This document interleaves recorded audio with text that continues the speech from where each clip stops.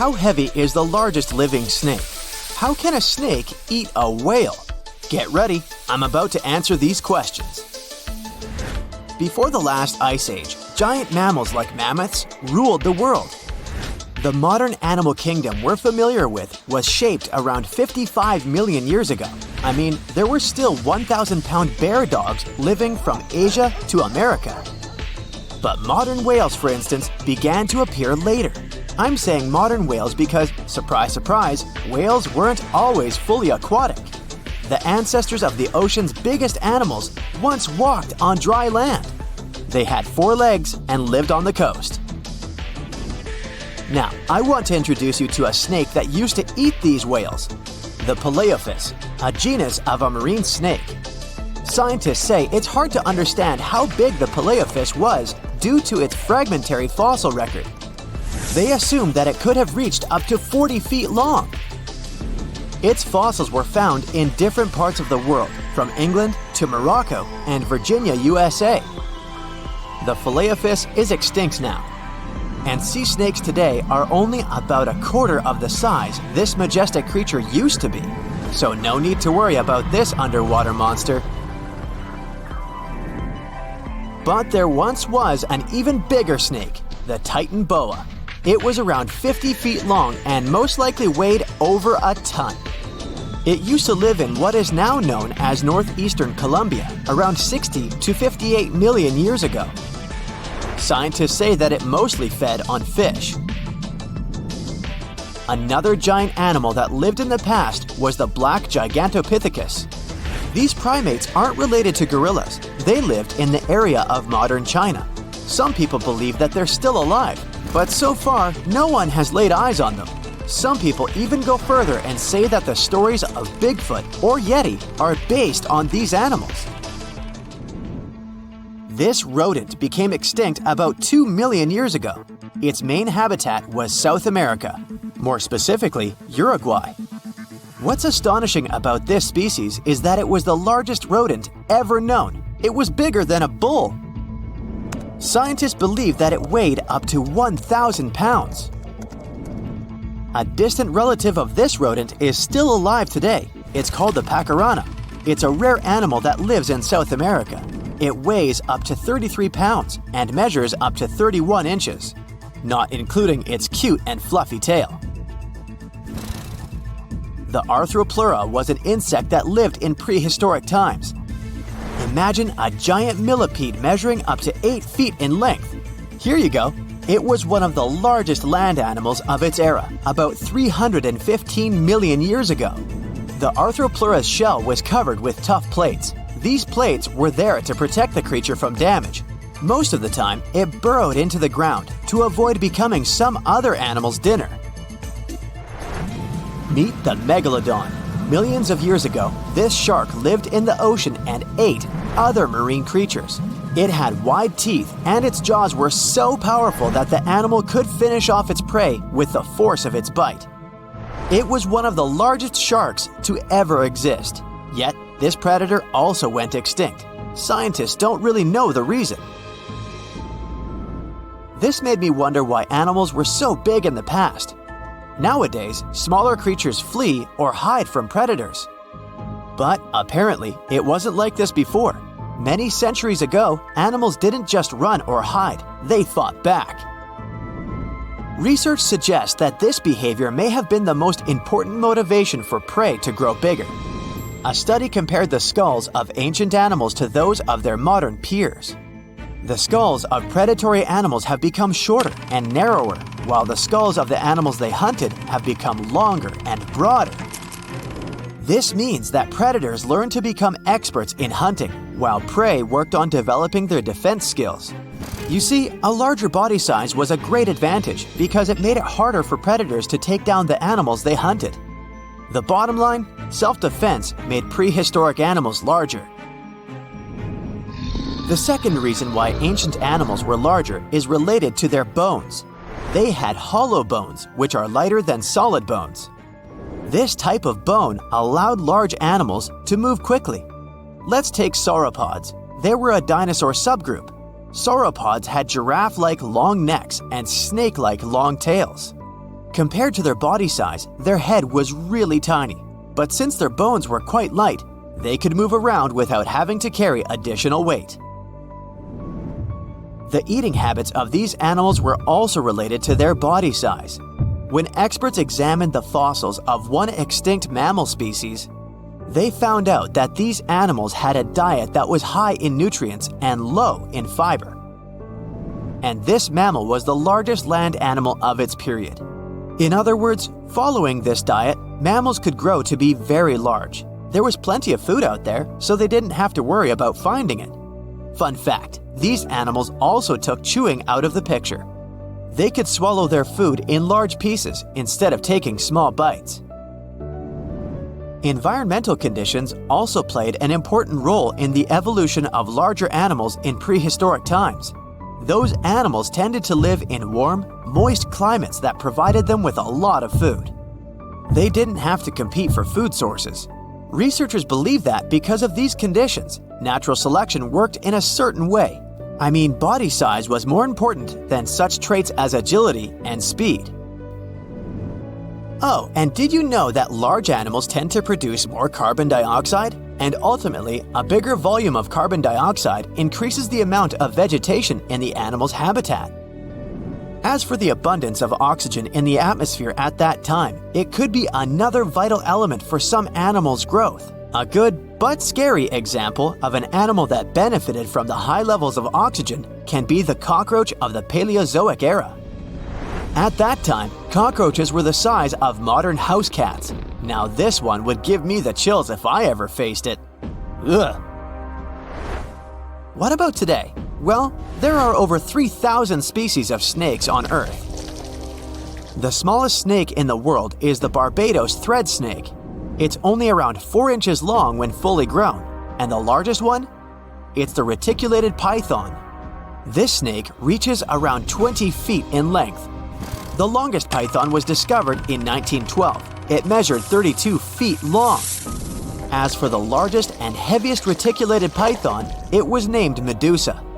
Medusa was approximately 25 feet long and weighed 350 pounds. These reptiles lived in Southeast Asia in rainforests, woodlands, and grasslands. Don't be confused though, the reticulated python isn't the heaviest snake in the world. This title belongs to the green anaconda. It weighs approximately 500 pounds. Green anacondas are found in South America and Trinidad in damp, humid areas. I have a bonus for you. Here is a flying snake. You can find these snakes in Southeast Asia. They don't fly like birds, of course, but they do use the power of flight. They can go as high as 300 feet. They leap from tree branches into the air. Once they take off, it's all about aerodynamics. Their main technique is flaring their ribs and pulling in their abdomens. While airborne, they undulate from one side to another and slightly up and down. This motion helps snakes to turn and glide. Why bother with all this if they can just crawl in an old-school way? Scientists aren't sure, but they believe it might be related to escaping from predators. This way, they move from one tree to another without having to get down to the ground. Every now and then, people discover fossils of animals that lived millions of years ago. These ancient discoveries continue to capture our imagination. Which of these animals would you like to see alive? If you could dive right into the mysterious darkness of the ocean depths, who knows what you'd come upon? Legends that are hundreds of years old mention some giant sea monsters hiding deep down below the ocean waves, like the Kraken, the Loch Ness Monster, the Hydra, Leviathan, and so many more.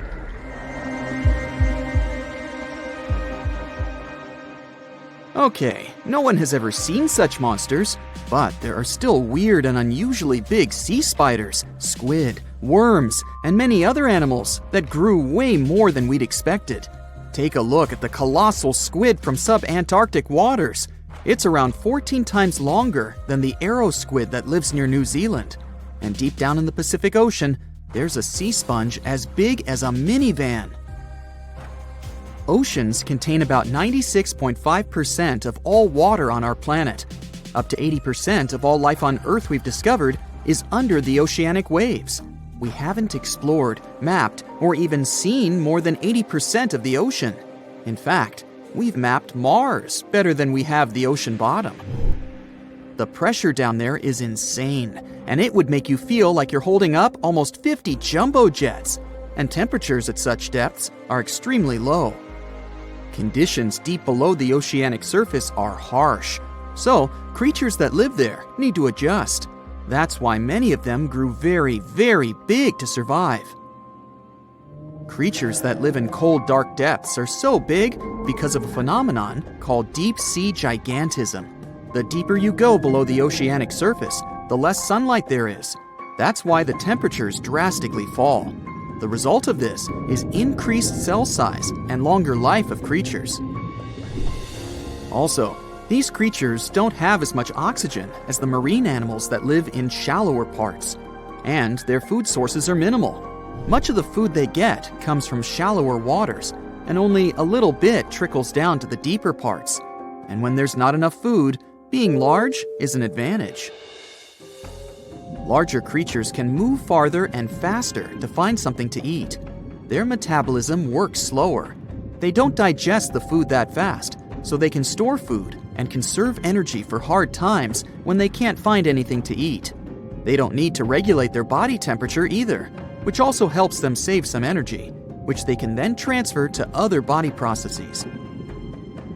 They mature more slowly and later than those living in shallow waters. The majority of fish species that dwell in deep waters live 30 years or even more. Orange ruffy fish, on the other hand, live up to 150 years. This fella grows 24 feet in length and weighs up to 1.5 tons. But it grows to be so big for centuries. They start looking for partners when they're 150 years old, and they can also live this long because there are not so many predators at such depths. Also, there are no humans or other things that can disturb them or endanger their existence. At such depths, the environment is pretty stable, so many animals there are like living fossils because they probably haven't changed in millions of years. The first 650 feet of the ocean's depth are considered to be the open ocean. The majority of the marine life we've discovered lives there, since that's the area the sun can still reach. And then, as you continue going deeper, you reach the twilight zone. It seems like nothing lives there. But at about 820 feet, you see a small oasis of ancient life blooming. For example, there are sea lilies, animals that have been living at such depths unchanged for millions of years. Coelacanths, another living fossil, have been living in the ocean for more than 360 million years. Hagfish haven't changed in a very long time either, for over 300 million years. This creature lives at depths of 5,500 feet. They evolved before the rest of the vertebrates, which is why this is the only living animal without jaws or a spine, even though it still has a skull. Deep-sea creatures can't survive in shallow waters. They've evolved to live in depths under bigger hydrostatic pressure. Humans and other organisms that have internal spaces filled with gas would end up crushed if we could go to such depths. That's why deep-sea divers always need to wear special dive suits designed for surroundings with higher pressure, even though they're not going that deep to the areas where these giants live.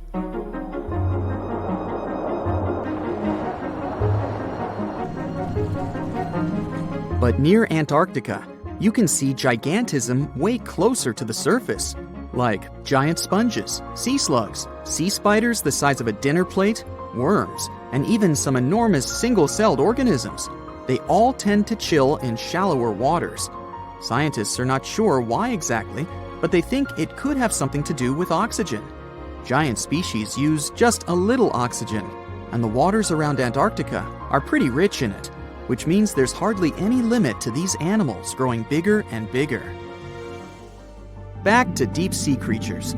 As mentioned, they had to adjust to strong pressure, so they almost don't have any air gaps in their body at all. They're mostly water-based, and since water is incompressible, which means it's not something you can compress. It helps them stay unaffected at such high pressure. But because of all that, if they were to go up towards the surface, they'd probably swell up, maybe even explode. Just look at the blobfish, the one that takes the title of the ugliest animal in the world. It looks normal deep down below the surface, where its natural habitat is. But when it gets up to the surface, where the pressure is 120 times lower, it changes its shape. The blobfish doesn't have a skeleton or muscles, so without high deep-sea pressure, it ends up being all floppy and saggy. The dark oceanic depths are not just scary to watch, but to listen to as well. In 1997, scientists were trying to find underwater volcanoes located off the South American coast. During their travels, they recorded one of the loudest noises ever registered. It was pretty weird, too. It was so loud, even sensors from more than 3,000 miles away managed to pick it up. They later called it the bloop. It took them 15 years to conclude the sound came from an ice quake. That's when seismic activity breaks frozen ground. Water at the bottom of the ocean is not always extremely cold. There are hydrothermal vents on the seafloor, and the water that comes out of them can be up to 750 degrees Fahrenheit. Powerful pressure, yep, the same one that would crush you, is something that doesn't allow the water to boil. There are hundreds of animal species that live near deep-sea hydrothermal vents. Some of them, such as tube worms, are not like anything we have seen before. These worms absorb chemicals from vent fluids. That's how they feed bacteria that live in them. And in return, those bacteria give them the carbon the tube worms need to survive. 2/3 of all of the coral species scientists discovered live in dark, deep, and extremely cold parts of the ocean. Some even live in parts that are 3 miles deep. They can survive at low temperatures, such as 28 degrees Fahrenheit. Some of these cold water corals are more than 8,000 years old. They form amazing structures that can rise up to 115 feet tall. The deep is not just a mysterious world of unusual creatures. The landscape under the oceanic surface is magnificent too. The canyons hiding there make even the Grand Canyon seem small. For instance, check out the one located in the Bering Sea, the Jemchug Canyon. Its vertical relief is more than 8,500 feet deep. That's huge. The largest ocean waves are not the ones you can see from the shoreline. They occur under the surface, and they're called internal waves. They take place between two water masses that have different densities. They travel at speeds of thousands of miles per hour and can be 650 feet tall. It looks like a prehistoric creature that came from the time of dinosaurs. This scary beast is called the basking shark. It can grow up to 39 feet. People have only reported 3 of them in the past 160 years. The last sighting was in 2015, and before that, about 80 years ago. These sharks sometimes rise to the surface to filter out small animals, such as shrimps and other small crustaceans, when they want to have a nice, tasty seafood dinner.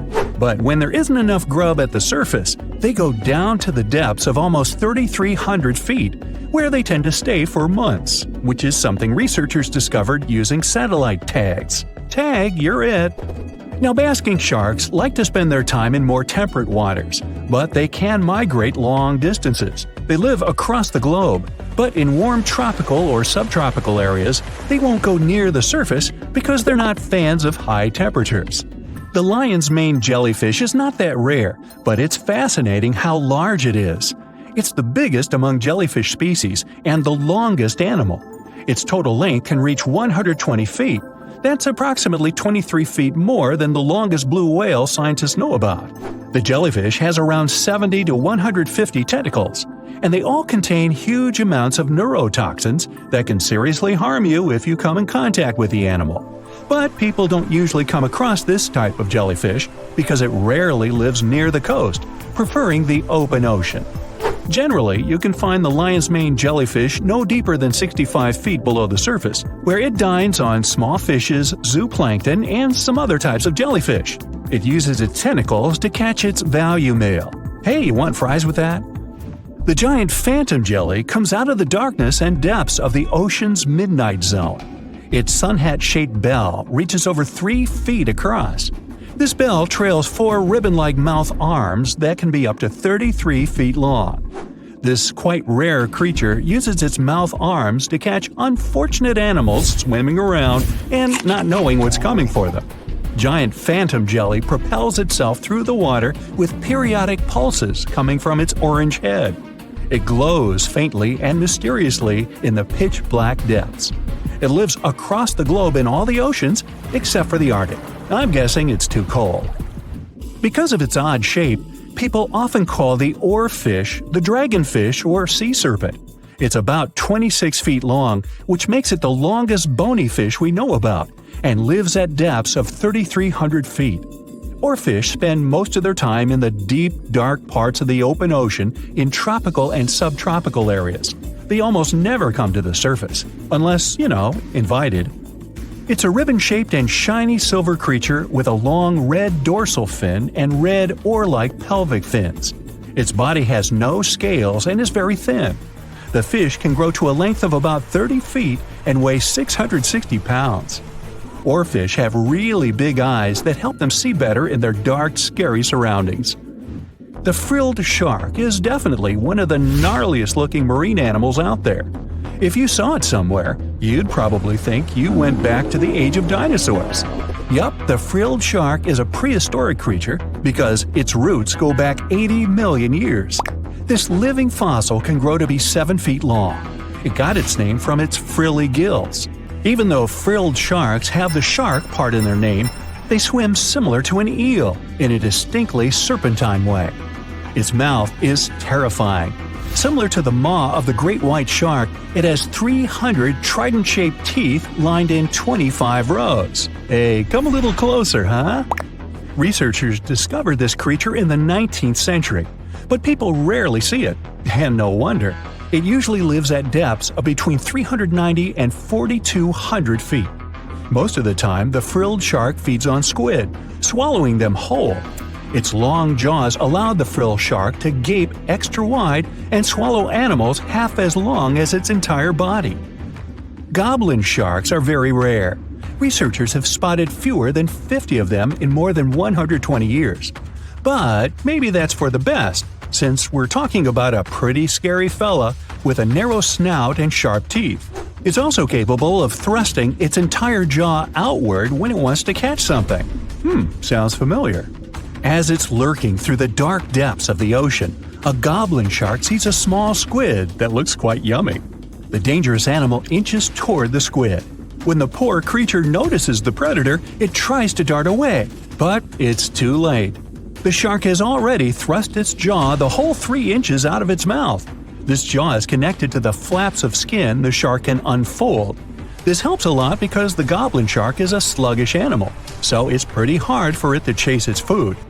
After finishing its lunch, the goblin shark puts its jaw back in its mouth and swims away as if nothing's happened. Goblin sharks mostly live at the bottom of the ocean. Like many other shark species, they prefer swimming alone. Here's a silver-colored creature with very rough skin. That's the ocean sunfish, with a total length of almost 11 feet. Its other name is mola. The ocean sunfish is the heaviest of all bony fish out there. People sometimes call it a swimming head because of its bizarre appearance. These creatures have such a weird shape because they're born with a back fin that never actually grows. It just folds into itself as the animal matures and creates a rounded rudder. The sunfish is a bit clumsy. It moves with the help of its mighty fins that allow the animal to swim on its side. This marine inhabitant is a solitary creature. It mostly feeds on zooplankton and jellyfish. The spotted wobbegong is one of the world's rarest sharks. It grows to be more than 10 feet long. It may not look as terrifying as some of its shark relatives, but it's pretty good at catching unsuspecting animals swimming past, mostly during the night. The animal has a spiracle, which is why it can breathe while staying still at the bottom of the ocean. It's motionless most of the time, which is why you can barely notice it. Its flat body and large pelvic and pectoral fins blend in with the underwater terrain. That's why they're so good at hiding. This ability helps when these sharks want to protect themselves too. Wobbegong means carpet shark. They usually live close to the ocean floor in coral reefs, on sandy bottoms, and under piers. People have even spotted the shark in the water that is barely deep enough to cover its flattened body. Now, blobfish lack teeth and bones, so they can't actively hunt. Since they don't have much muscle mass, they can barely move around. Hey, I had a roommate like that once. They get their energy from animals they scoop up from the seafloor. They also know how to conserve this energy. That's how it usually goes with deep-sea creatures. They don't have as much food as those animals that swim closer to the surface. Instead, they have special body mechanisms that allow them to save energy for the times when they don't have much to eat. Pressure at the depths where the blobfish lives is 120 times as high as that at the surface. That's why the bizarre creature looks like a weird gelatinous mass only when you bring it up to the surface. The pressure here is not strong enough to keep its body together. Hey, breaking up is hard to do. The white margin stargazer could compete with the blobfish for the title of the ugliest animal in the sea, don't you think? Now, this animal has eyes on the top of its head, together with an upward-facing mouth which the creature uses to hide itself in the sand. That's where it spends most of its time, with only its eyes protruding from the sand. It chills this way until some small animal passes by. It can lunge at its target incredibly quickly, literally within milliseconds. This creates a vacuum in the water that pulls in a crab, fish, or some other small, unfortunate animal. Another tactic involves venom. This fish has a venomous spine in its shoulder blade that helps with catching other animals and defending itself against enemies. Even though it's not related to the electric eel, the white margin stargazer can generate an electric shock as powerful as 50 volts. Ow! Whale watching is a popular bucket list item, but getting too close to these gorgeous sea creatures isn't the best idea, especially if you don't want to kick the bucket too early. Whales are generally curious and friendly giants, but they can be unpredictable when you cross their personal borders. First of all, they are huge, and one wrong move on their side could flip over your boat or seriously hurt you. Second, they are wild animals, and like any other wild animals, they can carry certain infections they could transfer to you if you get into direct contact. Plus, they have strong parental instincts, so if you approach their young by accident, they might think you want to take them away and will act accordingly. It is only safe to observe whales from the sea when you're accompanied by an experienced expert, both for your own good and for the good of the whale. Now, sometimes whales and dolphins strand themselves on the shore for reasons scientists still can't explain. Quite recently, over 200 whales have been found on a remote beach in Tasmania, Australia. A rescue team rushed to the location to save the whales, half of which were still alive. The rescue operation was really complex due to the remote location. The locals were trying to help the whales, covering them with blankets and pouring buckets of water on them to keep them alive. This mutual effort of regular people and professional rescuers helped save around 100 whales. As to why this happened, one theory says the stranded whales might have had a leader who had some problems with orientation and took the whole pod to the wrong place. The Australian box jellyfish looks just like any other jellyfish you've probably met in the sea. But don't let these creatures deceive you. They're considered the most venomous marine animals. Box jellyfish got its name because it does look a lot like a box. Unlike other kinds of jellyfish that float with the current rather than swim, this creature can reach a decent speed and choose its own direction. And here comes the scariest part. It has tentacles covered with tiny darts loaded with poison. People and animals that get unlucky enough to have a rendezvous with those tentacles face some pretty scary and sometimes even fatal consequences in just a matter of minutes. Before you decide to cancel your vacation by the ocean, you should know that only a few out of the 50 species of box jellyfish have venom that is lethal to humans. Woo! There are some not-so-dangerous species living in warm coastal waters worldwide, and the lethal ones reside in the Indo-Pacific region and northern Australia. Good day, mate. A blue-ringed octopus likes to pretend its only outstanding feature is the psychedelic color. but it can quickly and easily take away your life. This cute-looking sea monster likes to spend its time in the soft, sandy bottom or shallow tide pools and coral reefs. It normally hides in underwater crevices among shells or debris. If you somehow manage to find and disturb it there, the octopus will show you its signature blue rings as a warning signal. And if you don't get the hint, it will introduce you to its other signature feature, a venom 1,000 times more powerful than cyanide. One octopus has enough of it to do away with 26 people within minutes. This venom is more toxic than that of land mammals. The octopus normally uses it to hunt crabs, shrimp, and small fish by pecking them with its beak and paralyzing them. The same can happen to a human victim. You'll unlikely even feel the bite until it's too late. The good news is that there have been no known cases of such incidents since the 1960s. If you don't disturb the blue ring octopus, it will never attack you first. If you enjoy picking shells on the beach, make sure the ones you collect don't belong to a cone snail. It's nothing like its relatives living on land and eating fresh leaves and bark. There are over 500 species of this venomous sea creature, and a few that can really hurt you. These little snails are extremely vicious, just like Jimmy from 3rd grade. They inject their venom through a harpoon-like tooth. The consequences of this injection can be quite terrible for you. Now, are you afraid of snakes? Well, I have some bad news for you. You can't escape them even in the water. Certain kinds of these creatures have adapted to live both on land and in the sea, especially in the warm waters of the Indian and Pacific Oceans. All the species we know so far are venomous, and sometimes an encounter with them can be super dangerous. The good news is that they only bite if you disturb them. So the safest way to go is in the opposite direction of these slithery sea creatures.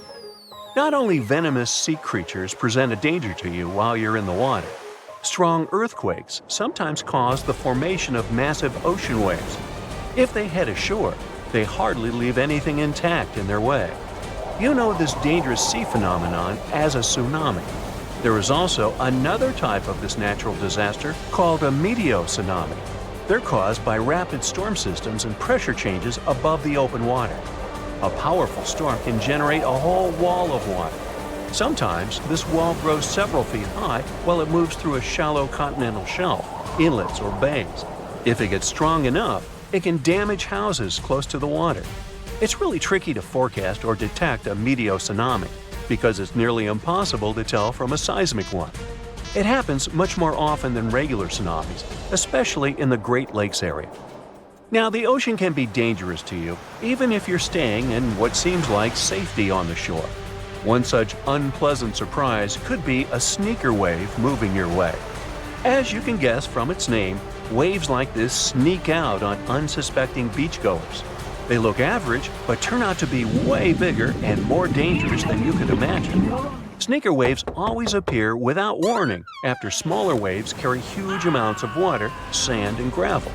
They're so powerful, they can carry swimmers further away into the ocean. They can swipe you off your feet and into the water when you're casually strolling on a jetty or the beach or on an outcropping nearby. Oregon State University researchers found that sneaker waves form in offshore storms that carry wind energy to the ocean surface. With all that energy, several waves unite and overlap into one beast that stands higher and goes further ashore than a regular wave. Another thing that makes them more dangerous is that they're hard to predict. The logic of regular wave formation doesn't work with them. Square waves, looking like a giant chessboard over the ocean, are the reason many people visit the Isle of Ré off the western coast of France. If you visit it, you'll notice plenty of signs warning you to stay away from the water once you notice the unusual pattern. The safest way to observe it is from high up places like nearby lighthouses. If you decide to stay in the water, the strong currents coming from two directions can literally sweep you off your feet. Generally, waves can travel many miles over the surface of the water, depending on local winds and weather. And even on days when the weather seems somewhat calm, storms located elsewhere can send in crashing waves that affect the surrounding calm waters. When waves travel onto the shores of distant lands, they're called swells. This is different from a wave that occurs from the local wind. When two different swells coming from opposite directions meet, it's known as a cross sea. This is what generates these square waves that you see near the Isle of Ré. The cross sea phenomenon can appear in different locations around the world. The Isle of Ré is one of them, thanks to specific wind and weather patterns that create the perfect storm, which makes this cross sea so beautiful and well recognizable. Well, wasn't that swell? Swell? Never mind.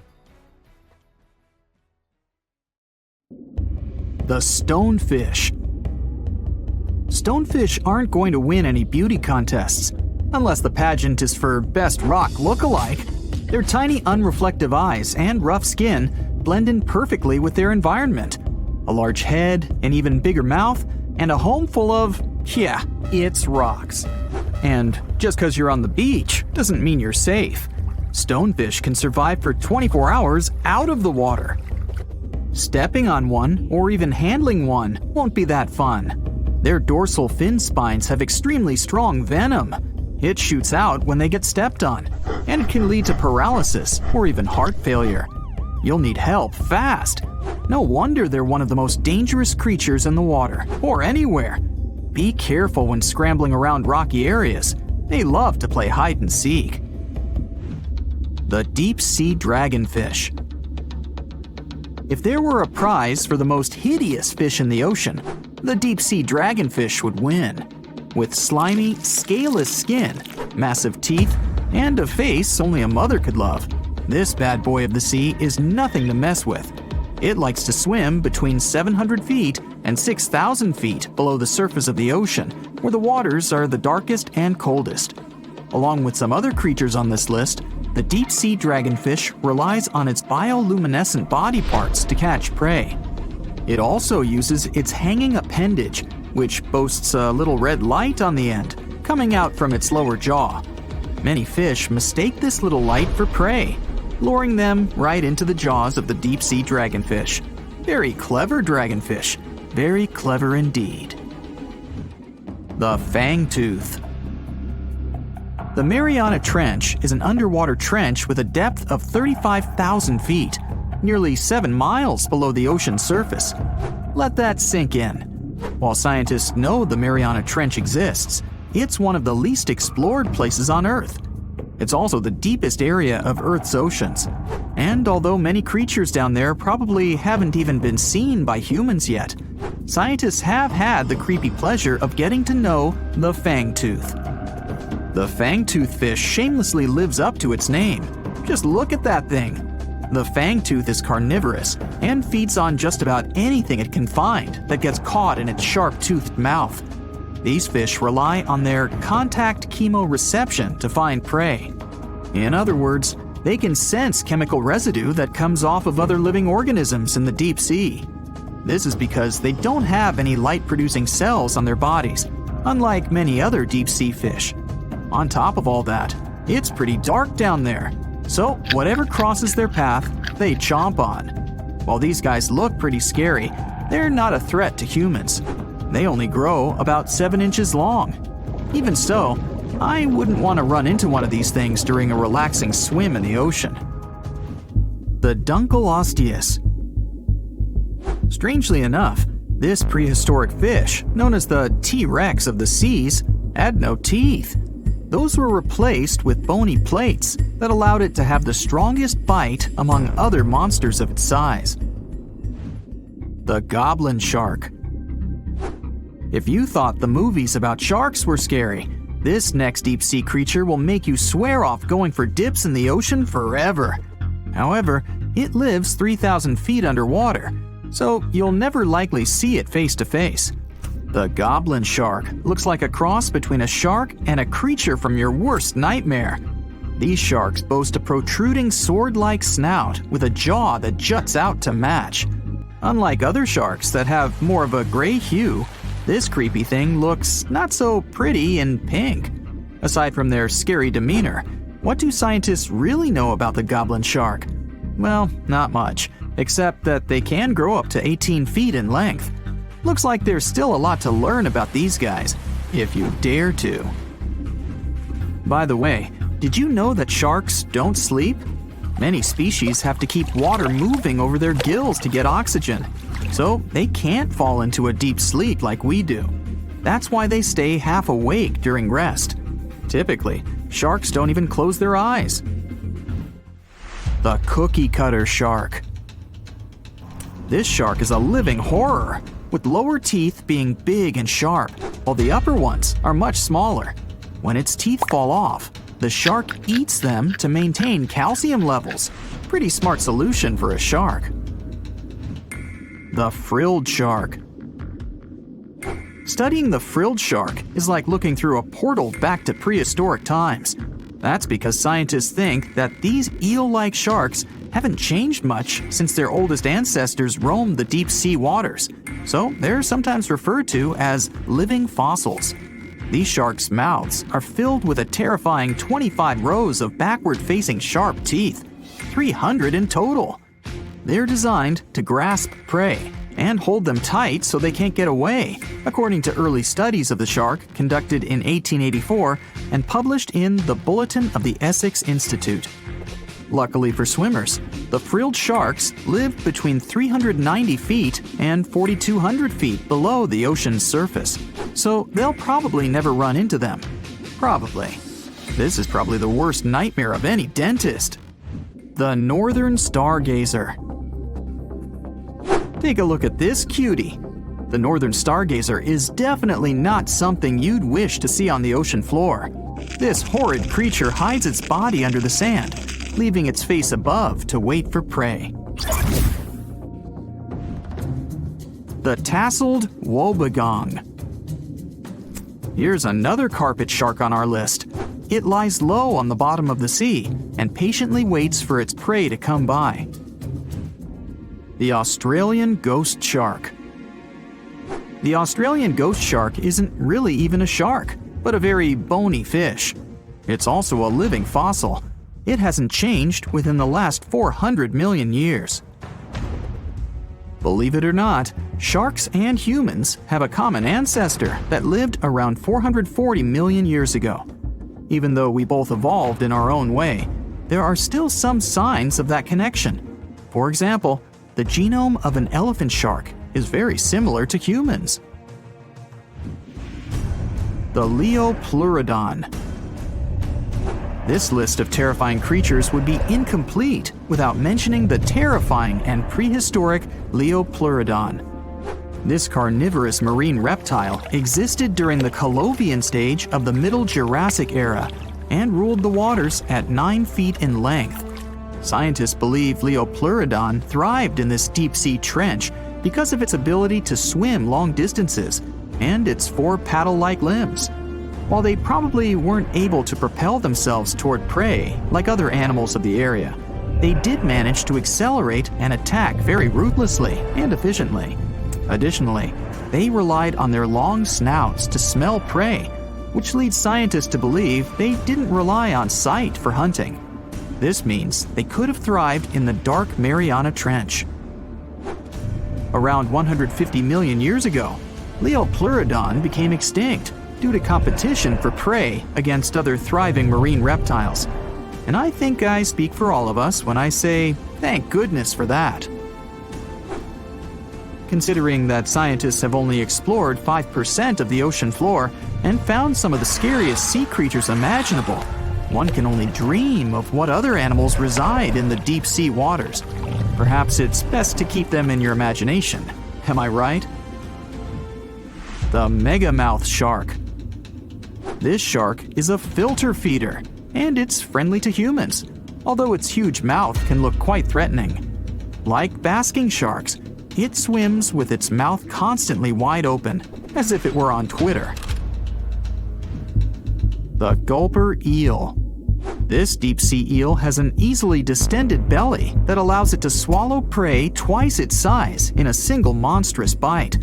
They have very unusual jaw shapes and can reach about 2 to 3 feet in length.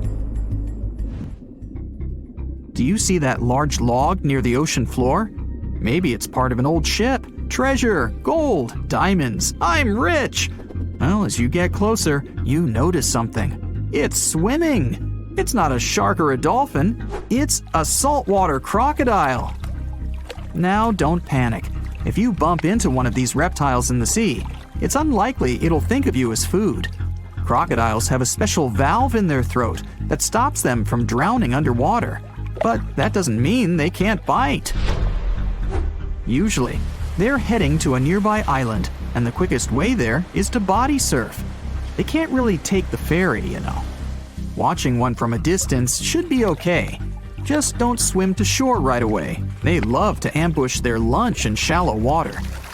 If there's one time I'd want to see a great white shark, it's when I'm diving with crocodiles.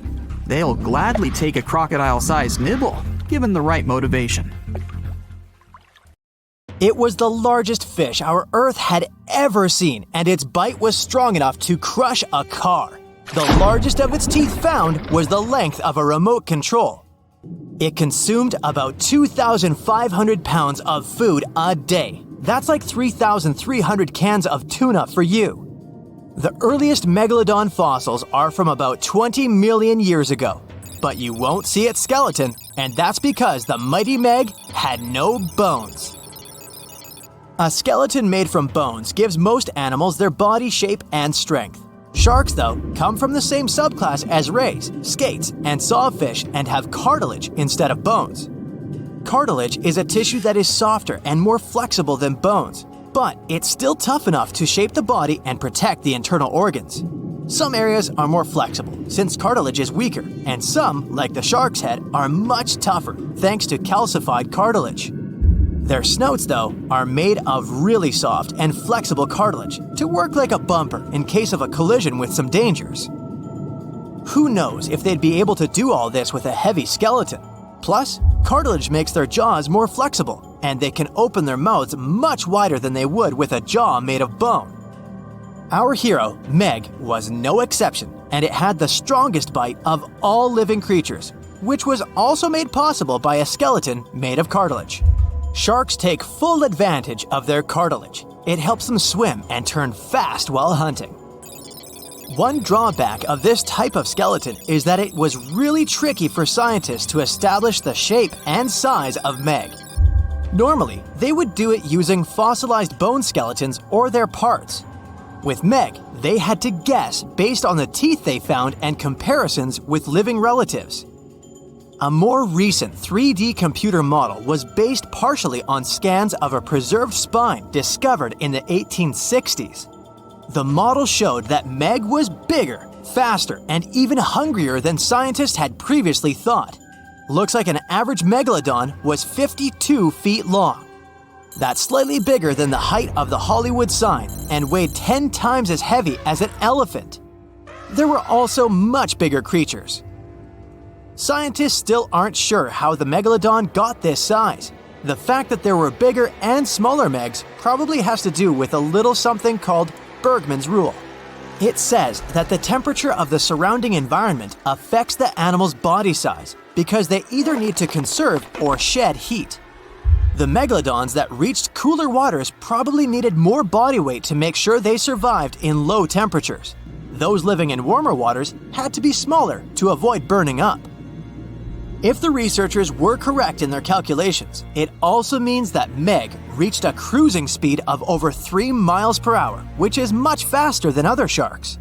The still-living great white shark can cover a distance of nearly 7,000 miles without stopping, which is 9/10 as long as the diameter of Earth. It looks like the megalodon could have gone much further. Megalodons managed to survive on our planet for nearly 70 times longer than humans have. They were roaming the oceans for around 20 million years, and you could see them pretty much anywhere except near the poles. Scientists discovered the most northern fossils off the coast of Denmark and the most southern in New Zealand. The reason why there were no megalodon teeth found in Antarctica is most likely that these adapted to only warm tropical and subtropical waters. The younger ones like to keep to the shores, while full-grown adults preferred coastal areas, but they could easily move into the open ocean as well. When our planet went through a period of global cooling and drying, and the seas began to freeze around 3.6 million years ago, there was less and less room for Meg to thrive. Much of their prey, like smaller whales, seals, and sea turtles, disappeared or relocated to waters that were too cold for our hero. And at the same time, the number of its natural competitors, like smaller predatory sharks, like the great white shark, and whales, increased. This shifting food chain dynamics could have been even more dangerous for the Meg than the cold ocean water. You're used to seeing them on the big screen as heartless monsters, but these huge sharks were actually loving and caring family guys. Scientists discovered several megalodon nursery areas in Florida, Maryland, Panama, and off the coast of Spain.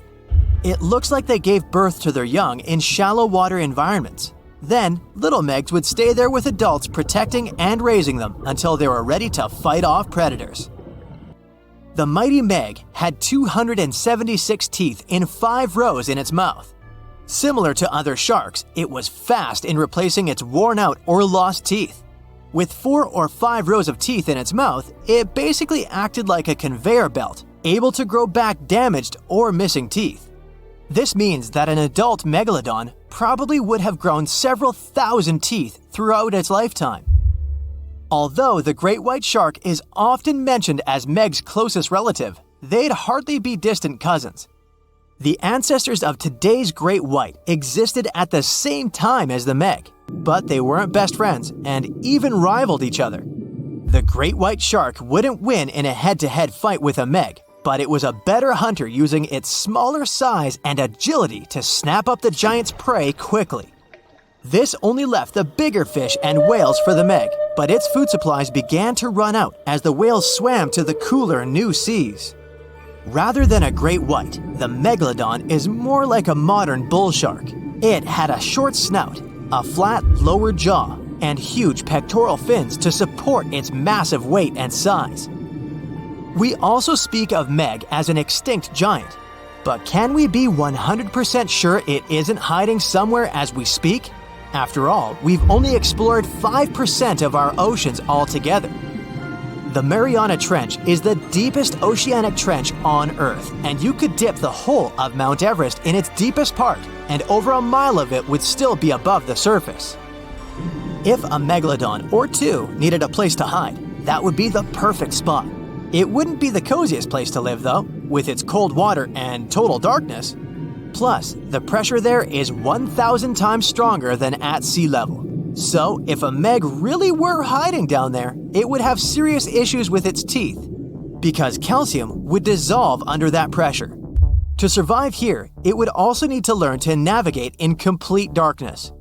That means it would have either become bioluminescent or evolve to grow massive eyes like the giant squid. If the Meg were still around and true to its dietary choices, it would have to eat smaller fish, and that would be a problem for us humans. Especially those of us who love fish, that is.